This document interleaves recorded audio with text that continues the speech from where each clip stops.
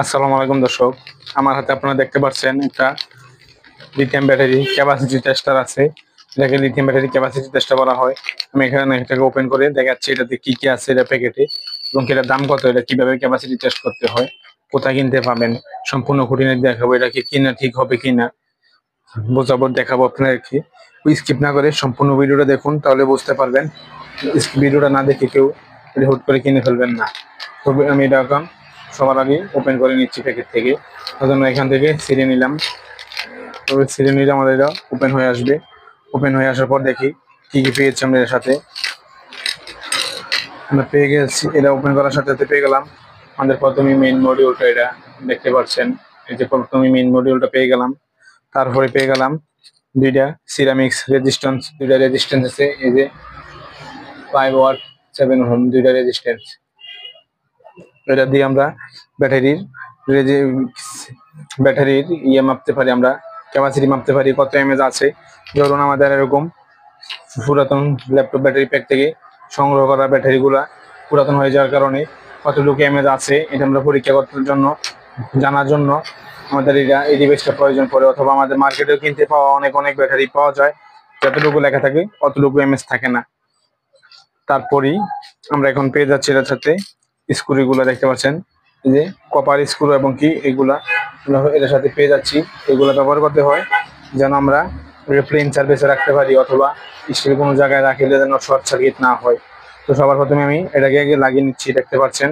এটাকে এভাবে নাটটা লাগিয়ে আমি এখান দিয়ে এটাকে লাগিয়ে নেবো এখানে। সবার প্রথমে আমি এখানে লাগিয়ে নিলাম, দেখতে পাচ্ছেন। এভাবে আমি চারোটা লাগিয়ে নেব, এই যে চারোটা।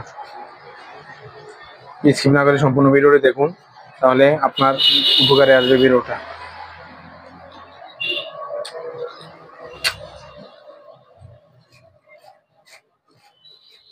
দেখতে পাচ্ছেন আমি আগে সম্পূর্ণগুলো আগে লাগিয়ে নিচ্ছি। আর একটা আছে, একটু লাগিয়ে নিচ্ছি। তারপর আমি দেখাচ্ছি কিভাবে কোথায় কি কানেকশন করতে হবে। এটাকে আমি এখন লাগিয়ে নিলাম। এটাকে লাগিয়ে নেওয়ার পর এখন আমি দেখাচ্ছি আপনাদেরকে এটাতে প্রথমেই মেইন পাওয়ার দেওয়ার জন্য, আমাদের বোর্ডটাতে মেইন পাওয়ার দেওয়ার জন্য দেখতে পাচ্ছেন টাইপ বি একটা চার্জিং বোর্ড মডিউল আছে এখানে।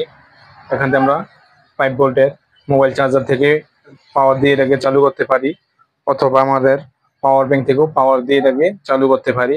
এটাকে এখান থেকে পাওয়ার দিতে হয়। এখানে 3টা ইন্ডিকেটর আছে, দেখতে পাচ্ছেন 3টা বাল্ব আছে।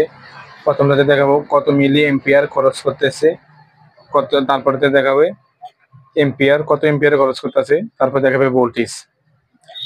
দেখেন, দেখতে পাচ্ছেন এখানে কত এম্পিয়ার খরচ করেছে, কত এম্পিয়ার খরচ করতেছে, কত ভোল্টেজ আছে ব্যাটারিতে, ওইটা দেখাবি।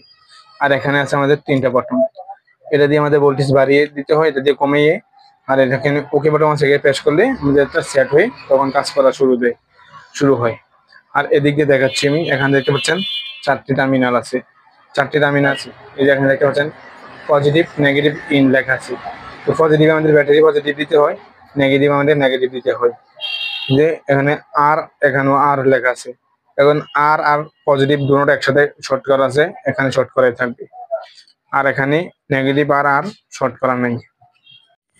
এই সার্কিটটা আপনারা কোথায় কিনতে পাবেন? এই সার্কিটটা আপনারা অনলাইন শপে পেয়ে যাবেন, দারাজ অথবা অন্যান্য অনলাইন শপে। তাছাড়াও আপনাদের এলাকার আশেপাশে যেসব মার্কেটে বিভিন্ন ইলেকট্রিক পার্টস বিক্রি করা হয় ওইসব জায়গাও পেয়ে যাবেন।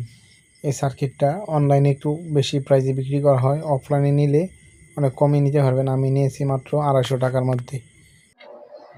তারপরে আমাদের আমাদের যদি ছোট ব্যাটারি আমরা রেজিস্ট্যান্স পরিমাপ করি, তাহলে আমাদের এই যে এই পিন থেকে এই পিনে দেখতে পাচ্ছেন এখানে আর এখানে আমি দিয়ে দেখাচ্ছি এটাকে। এই যে এইভাবে আমরা কানেক্ট করে দেবো, এখানে এইভাবে কানেক্ট হয়ে যাবে। আর যদি আমরা এরকম ধরনের বড় ব্যাটারি পরিমাপ করি, তাহলে আমাদের এর দোনোটি ব্যবহার করতে হবে। যদি আমরা একটা ব্যাটারি ছোট কম এমএজ এর ব্যাটারি পরিমাপ করি, তাহলে আমাদের এই দুইটা রেজিস্ট্যান্স ব্যবহার করতে হবে যদি বড় ব্যাটারি পরিমাপ করি।